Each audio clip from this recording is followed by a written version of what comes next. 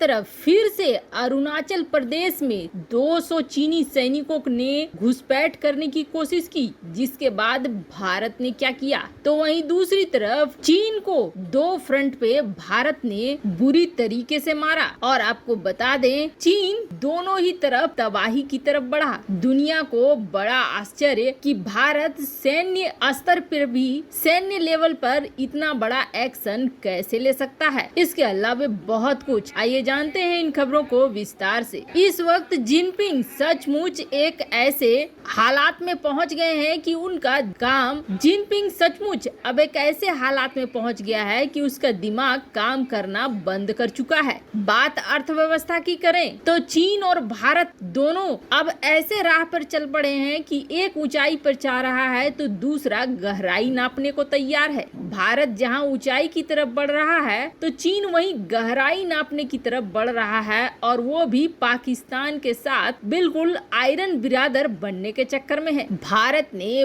बहुत ही ज्यादा बड़ा कारनामा कर दिखाया है, वो भी दो फ्रंट पे। और बड़ी बात यह है कि इस चीज की उम्मीद भारत से किसी ने नहीं की थी। जिस तरीके से भारत अर्थव्यवस्था में चीन को पछाड़ रहा था, उससे बड़े गंदे तरीके से इस बार अरुणाचल प्रदेश में भारत ने ठोका है। अर्थव्यवस्था की बात करें तो अगर अभी से 1 साल पहले की बात करें, 6 महीने 8 महीने पहले की बात करें, तो कोई भी ये मानने को तैयार नहीं था कि भारत अर्थव्यवस्था के क्षेत्र में कुछ ऐसा कर सकता है जो चीन को भी नीचे ला दे। चीन तो इस चीज पर यकीन करता ही नहीं है। जब भारत ने चीनी एप्लीकेशन को बंद किया था, तब चीन ने यही कहा था कि भारत अपने पैरों पर कुल्हाड़ी मार रहा है, इसलिए चीन को ये झटका बहुत ज्यादा लगा है। भारत अब एक ऐसे रास्ते पर चल पड़ा है कि भारत को रोकना आसान नहीं रह गया है। भारत एक ताकतवर देश बनने की दिशा में बढ़ चुका है। जब महामारी शुरू हुई थी तब हर देश की अर्थव्यवस्था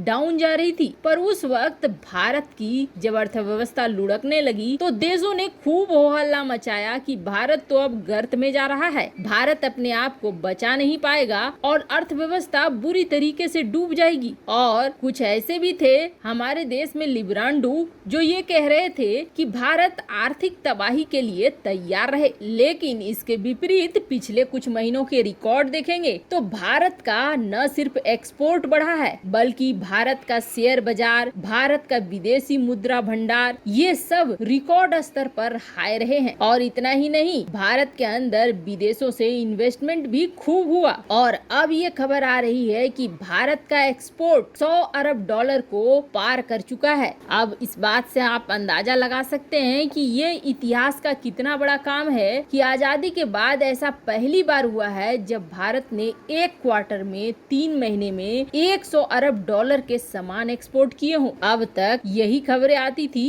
कि भारत इंपोर्ट ज्यादा कर रहा है, एक्सपोर्ट तो बहुत कम कर रहा है। लेकिन अब भारत हर सेक्टर में एक्सपोर्ट कर रहा है। तो वहीं चीन की बात करें तो चीन की खबर चीन के शासकों के लिए बहुत खराब है और चीन की अर्थव्यवस्था बिल्कुल गर्त में जा रही है। अब आप देख सकते हैं चीन के सितंबर महीने में विदेशी मुद्रा भंडार में 31.5 बिलियन डॉलर की गिरावट आ रही है और कहा जा रहा है कि ये अभी और भी ज्यादा बढ़ेगा। वैसे आप सोचेंगे कि इतनी बड़ी इकोनॉमी है, इतना बड़ा चीन का विदेशी मुद्रा भंडार है, तो 31.5 बिलियन डॉलर का फॉल कोई बड़ा नंबर नहीं है। लेकिन आपको बता दें ये चीन के लिए बड़ा नंबर है। ऐसा इसलिए क्योंकि पहले इस तरह का नहीं हुआ है। पावर क्राइसिस, फाइनेंशियल क्राइसिस, ये सब कुछ अब जिनपिंग के खराब हालातों को दिखा रहा है, क्योंकि जिनपिंग 1 साल से ऊपर से अपने देश से बाहर भी नहीं निकल रहा है। वो विश्वास, वो कॉन्फिडेंस खत्म हो चुका है। तो वहीं दूसरी तरफ चीन ने अब सीमा पर दिखलाना शुरू कर दिया है वही पुराने तेवर, और अब चीन ने उससे आगे बढ़कर ये जो जगह देख रहे हैं आप, ये है अरुणाचल प्रदेश की सीमा। अरुणाचल प्रदेश को चीन मानता है उसका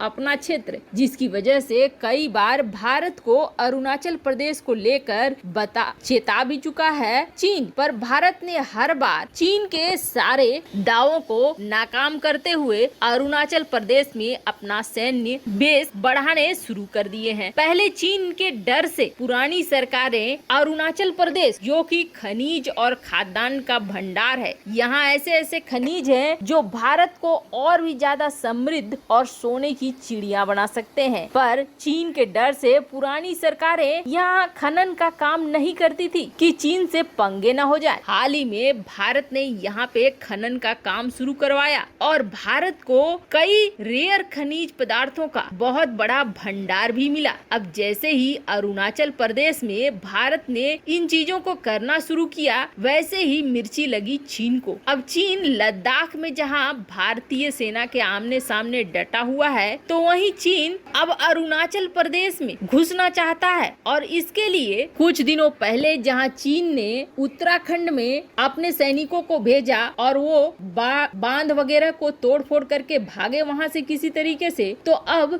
200 सैनिक घुसे अरुणाचल प्रदेश सेक्टर में और इनके घुसपैठ से पहले ही यहाँ पहुँच गए भारतीय सैनिक। दोनों सैनिकों के बीच में काफी लंबे समय तक घेराबंदी होगी। एक बार लगा जैसे कि गलवान वाली स्थिति पैदा हो जाएगी, क्योंकि चीनी सैनिक जो घुसे थे वो बड़े मकसद से घुसे थे कि यहाँ पर कब्जा कर लेना है। जो भारतीय सैनिकों का शेल्टर है, बंकर है, उन सब पे कब्जा जमा लेना है। फिर बाद में देखी जाएगी कि लड़ाई कैसे होती है और क्या होती है। पर इससे पहले पहुँच गए वहाँ पे भारतीय सैनिक। कहा जा रहा है इस तवांग इलाके में ये 200 चीनी सैनिक घुसे हुए थे और भारतीय क्षेत्र में कब्जा करना इनका मकसद था। भारतीय सैनिकों ने इन्हें खदेड़ना शुरू कर दिया, जिसके बाद दोनों ही पक्ष के बड़े बड़े कमांडर पहुंचे और सीनियर मिलिट्री अफसर्स की बातचीत होने लगी। काफी समय तक भारत ने इन 200 सैनिकों को रोक कर रखा, पर चीनी और भारतीय अफसरों के मीटिंग के बाद इन्हें छोड़ने का निर्णय ले लिया गया और इन्हें छोड़ दिया गया, जिससे ये वापस अपने क्षेत्र में पहुंच गए और यहाँ गलवान जैसी बड़ी घटना नहीं हुई। लेकिन ये जरूर तय हो गया है कि चीन अब बहुत आक्रामक हो चुका है और इस आक्रामक होने की वजह से जंग कभी भी हो सकती है। इस वक्त चीन चौतरफा लड़ाई लड़ने के मोड में है और भारत के साथ भी उलझ रहा है, अमेरिका के साथ भी उलझ रहा है। वैसे आपको क्या लगता है, चीनी सैनिक जिस तरीके से बंकर को